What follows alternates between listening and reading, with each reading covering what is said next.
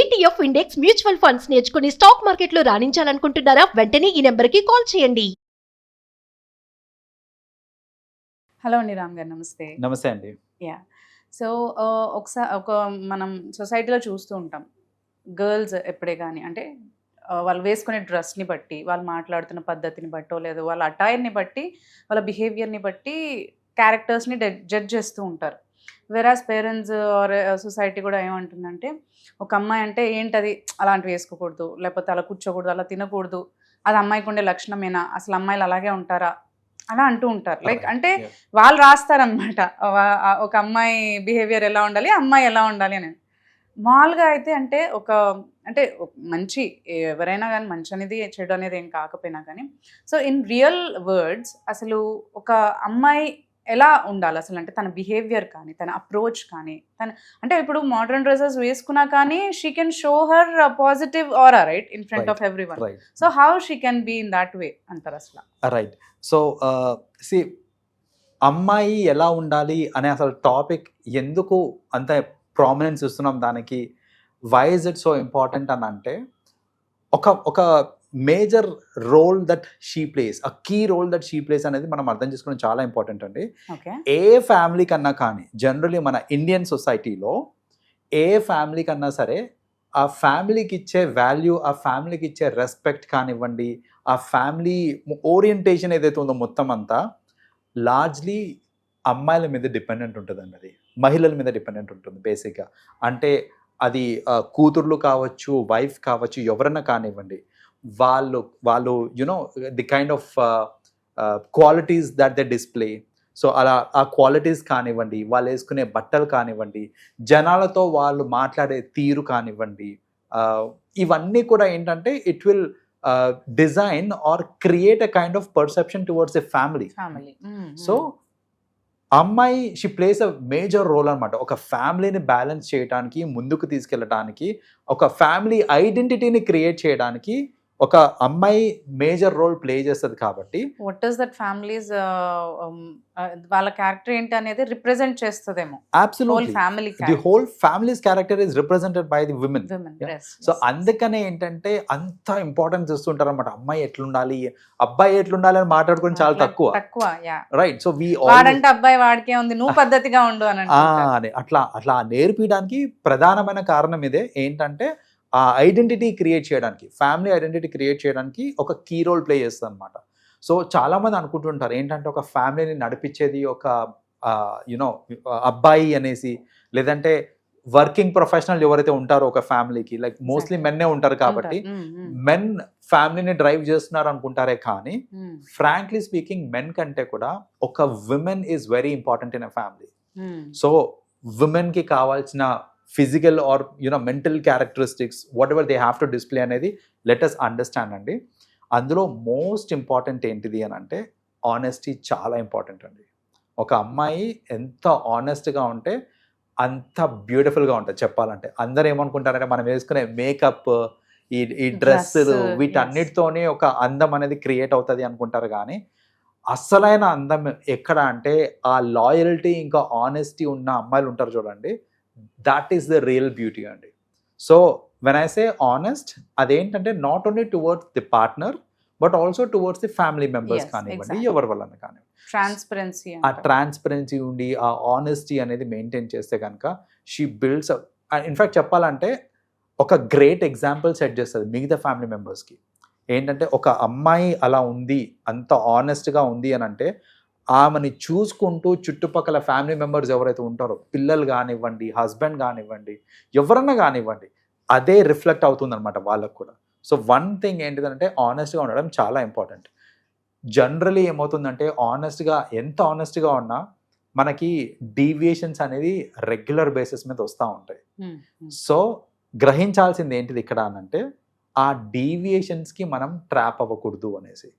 So ఇప్పుడు ఎలా ఉంటుందంటే, నిజంగానే మీరు ఆనెస్ట్ ఉన్నారనుకోండి, నేను అదే పొగుడతా.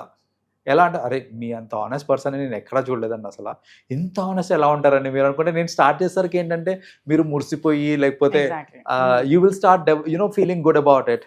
So it's a trap actually. And in some cases friends also ten to do this. అంటే అట్లా చెప్తే మీ మమ్మీ పోనీయదురా, లైక్ పోనీయదేమో, మనం అట్లా చెప్పొద్దు, నిజంగా వేరేది ఏదైనా చెప్పేసేయి అని అంటుంటారు. రైట్. సో ఇలాంటి డీవియేషన్స్ వస్తూ ఉంటాయి in the form of friends కావచ్చు, ఎక్స్టర్నల్ సోర్సెస్ నుంచి డీవియేషన్స్ వస్తూ ఉంటాయి which will impact the way you are. దానికి మనం ట్రాప్ పడకూడదు అనమాట. Like we should not fall trap for it. So బేసిక్గా ఏంటంటే మన ఆనెస్టీ మనం అలా నిల్చుకున్నాం అనుకోండి. ఇన్ఫ్యాక్ట్ చెప్పాలంటే పేరెంట్స్ కూడా చాలా ఇష్టపడతారండి అంత ఆనెస్ట్గా. చిన్నప్పటి నుంచి కనుక అమ్మాయిలు అలా ఉన్నారు అని అంటే కనుక అలాంటి అమ్మాయిని పేరెంట్స్ కూడా రెస్పెక్ట్ చేస్తారు, ఇష్టపడతారు. మీరు నిజంగా ఆనెస్ట్గా నేను ఫ్రెండ్స్ అందరం కలిసి ఈరోజు మేము కాలేజ్ బంక్ కొట్టి సినిమాకి వెళ్తున్నాము వెళ్ళనా అని మీరు అడిగారనుకోండి, నిజంగా ఆపరండి. మీరు అబద్ధం చెప్పి వెళ్ళి దొరికి రచ్చ చేసుకునే కంటే కూడా అండర్స్టాండింగ్ పేరెంట్స్ ఉన్నప్పుడు ఇలా ఆనెస్ట్గా మీరు చెప్పారు అని అంటే కనుక వాళ్ళు కూడా అర్థం చేసుకుంటారు. ఇట్స్ కామన్ ఫినామినా అనేసి, రైట్? సో అలా ఆనెస్ట్గా ఉండడం చాలా important. That is the primary character అండి ఒక ఉమెన్ డెవలప్ చేసుకోవాల్సింది.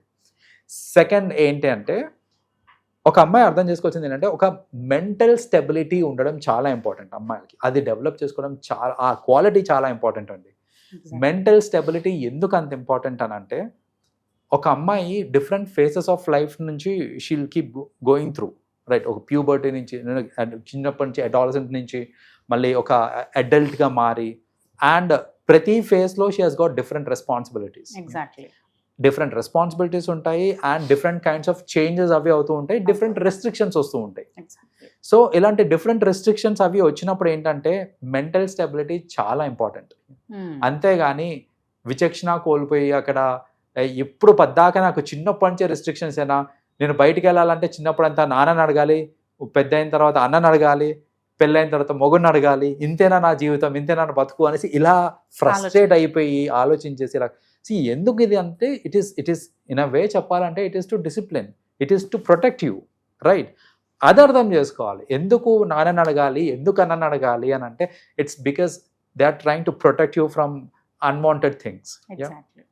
ఆ పాజిటివ్ మోడ్ అంటే వాళ్ళు బయట అంతా చూసి వస్తుంటారు కాబట్టి in sense they will tell that. సి ఒక మగాడు ఏం ఆలోచిస్తాడు, వాళ్ళ మనస్తత్వం ఏంటి, ఒక అమ్మాయిని చూసినప్పుడు బ్యాక్ ఆఫ్ ది మైండ్ ఏం నడుస్తుంటది అనేది ఒక అబ్బాయికే బాగా తెలుసు. సో అలా తెలిసినప్పుడు మీ ఫాదర్ కానీ మీ బ్రదర్ కానీ మీకు రెస్ట్రిక్షన్స్ పెడుతున్నారు అని అంటే ఇది అర్థం చేసుకోండి. Because they know what society is, అబ్బాయిలు ఎట్లా ఆలోచిస్తారు ఏంది అనేసి. సో అది కూడా ఒకటి we have to be careful with. The third thing that we should be careful with, and especially women should be careful with is drugs అండి. It can be alcohol, it can be cigarette, it can be any other form of narcotic drugs కానివ్వండి, ఏదైనా కానివ్వండి. Currently సొసైటీలో availability of drugs అనేది చాలా easy అయిపోయింది. It is not that hard, it's not difficult. నాకు drugs కావాలి అని అంటే నాకున్న కాంటాక్ట్స్ నుంచి ఇట్లా అడిగితే ఫోన్ చేస్తే రాత్రి కల్లా ఇంటికి వచ్చేస్తుంది. ఆ level of supply of drugs ఉంది మనకి సొసైటీలో. ఇంత అవైలబిలిటీ ఉన్నప్పుడు ఒక అమ్మాయి సెల్ఫ్ కంట్రోల్లో ఉంటే, అంటే ఈ డ్రగ్స్కి బానిస కాకుండా ఉంటే కనుక, trust me it will give great character to her, like ఈ జస్ట్ బికాస్ ఆఫ్ డ్రగ్స్. అంటే ఎందుకు చెప్తున్నాను నేను ఇది అని అంటే, తాగడం మంచిది కాదా అంటే అబ్బాయిలే తాగాలా అమ్మాయిలు తాగకూడదు ఇలాంటి క్వశ్చన్స్ అన్ని నాకు తెలిసి రేజ్ అవుతూ ఉంటాయి. చెప్పాలంటే తాగడం మంచిది కాదా అంటే లిమిట్లో ఏ చేసినా ఓకే, కానీ ప్రాబ్లం ఏంటంటే మీరు తాగేటప్పుడు ఒక్కలే తాగరు, డ్రగ్స్ తీసుకునేటప్పుడు ఒక్కలే ఉండరు, ఫ్రెండ్స్ ఉంటారు చుట్టుపక్కల. లిమిట్లో ఉండి నాకు ఇది చాలు అంటే ఊరుకుంటారా అంటే ఊరుకోరు. ఇంకోటి తాగు లేకపోతే ఇంకోటి what ever it is, pressurising అవుతూ ఉంటుంది. అప్పుడు ఏమవుతుంది అని అంటే ఏదన్నా సరే ఓవర్ డోస్ అయింది అని అంటే ఇంకా మీ బాడీ మీ మాటలు ఇవన్నీ మీ కంట్రోల్లో ఉండవు. మీ బాడీ మీ మాటలు కంట్రోల్లో లేనప్పుడు మీరు చేసే పనులు ఏవైతే ఉంటాయో అవన్నీ ఇండైరెక్ట్గా మీ ఫ్యామిలీ మీద, మీ మీద, మీ క్యారెక్టర్ మీద రిఫ్లెక్ట్ అవుతుంది. దాన్ని వెనక్కి తీసుకోగలుగుతామా? We can't.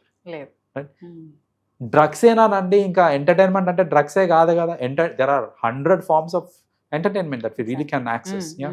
సో ఇక నేను మందు తాగద్దా, నేను ఇక సిగరెట్ తాగద్దా, ఇదంతా ఇంకా వాళ్ళకైనా వీళ్ళకైనా ఇలాంటి ఆర్గ్యుమెంట్ కాకుండా ఒక్కటి ఆలోచించండి.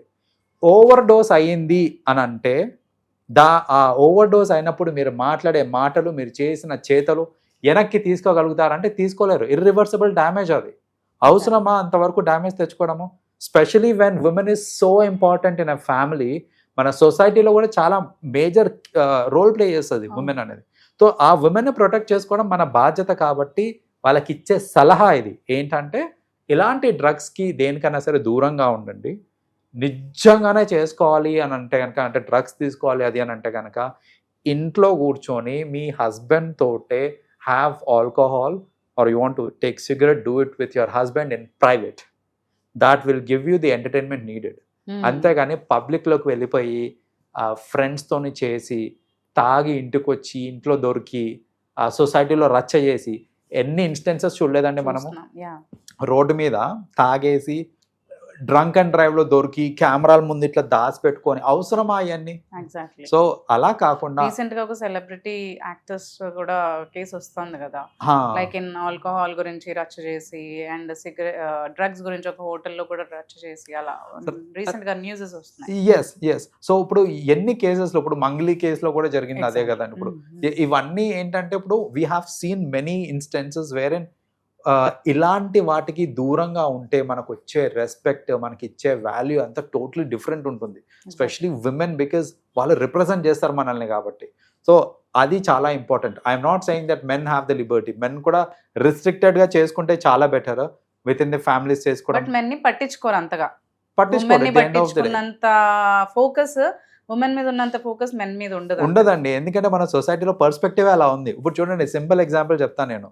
ఇప్పుడు ఇప్పుడు మనం దిగిన తర్వాత, బిల్డింగ్ దిగిన తర్వాత పాన్ షాప్ దగ్గర ఒక అబ్బాయి సిగరెట్ తాగుతున్నాడు అంటే ఎవడు పట్టించుకోడు.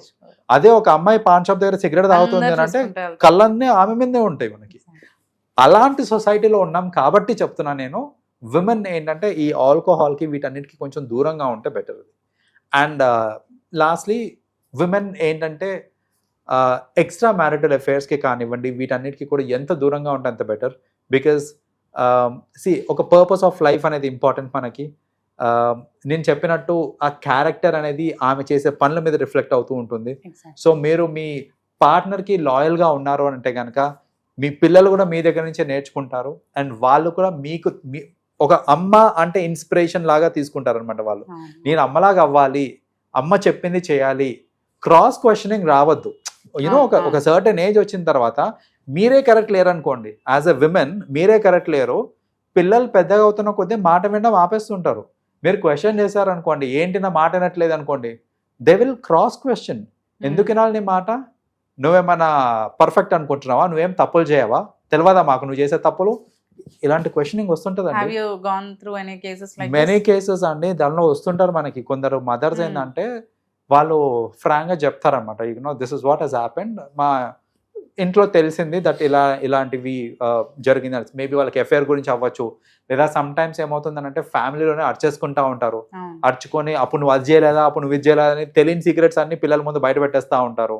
సో ఇలాంటి కేసెస్ కూడా చూస్తూ ఉంటాను. వేరే నా మాట వినట్లేదు పిల్లలు, వాళ్ళను ఎదురు సమాధానం చెప్తున్నారు నాకు అనేసి. దానికి కారణం ఎవరు అంటే మళ్ళీ వాళ్ళే. ఇప్పుడు వాళ్ళు ఆ పనులు చేసి ఉండకపోయి ఉంటే కనుక ఖచ్చితంగా పిల్లలకి చెప్పిన మాట వాళ్ళు వింటారు. క్రాస్ క్వశ్చనింగ్ జరగదు. యూ సెట్ అన్ ఎగ్జాంపుల్, నువ్వు నాలాగా ఉండాలిరా అని ఎగ్జాంపుల్ సెట్ చేసేటట్టు ఉండాలి. అలా చేసే కెపాసిటీ ఆ పిల్లలతో స్పెండ్ చేసే టైం కానివ్వండి, పేషెన్స్ కానివ్వండి, ఉమెన్కే ఎక్కువ ఉంటుంది. సో ఉమెన్కే ఎక్కువ ఉంటుంది కాబట్టి ఉమెన్ పర్ఫెక్ట్గా ఉండి ఇలాంటి ఎక్స్ట్రా మ్యారిటల్ రిలేషన్స్ కానీ, అన్వాంటెడ్ రిలేషన్స్ కానీ, లూజ్ టాక్స్ చేయడం కానీ ఇలాంటి ఏమీ చేయకుండా పాజిటివ్గా ఉండి, ఎనర్జెటిక్గా ఉండి, ఇఫ్ యు ఆర్ మీరు కరెక్ట్గా ఆనెస్ట్గా ఉండి ఒక ఎగ్జాంపుల్ లాగా నిలబడ్డారనుకోండి, పిల్లలు మీ దగ్గర నుంచి నేర్చుకొని వాళ్ళు ఎక్సెల్ అయిన తర్వాత మీకు వచ్చే సంతోషం కానివ్వండి, లేకపోతే వాళ్ళు క్రెడిట్స్ ఇస్తారు చూడండి, నేను ఇలా ఉన్నానంటే దానికి కారణం మా అమ్మ అనేసి, అప్పుడు వచ్చే సంతోషం, అప్పుడు ఇచ్చే ప్లెజర్ ఏ ఎక్స్ట్రా మ్యారిటల్ అఫైర్ ఇవ్వదండి మీకు. No other alcohol, no other drugs can give you the kind of high that gives when someone is praising you in front of public. Thank you so much, Ram Garu, for sharing all this information. Thank you so much. Welcome.